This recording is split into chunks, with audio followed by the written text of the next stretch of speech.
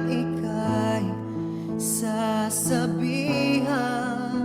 bukas ng alas 7 sa dating tagpuan. Buo ang araw ko, marinig ko lang ang mga himig mo. Hindi ko man alam kung nasaan ka.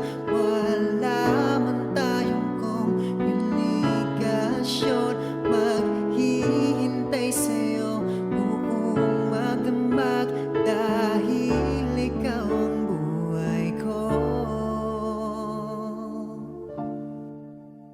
Kung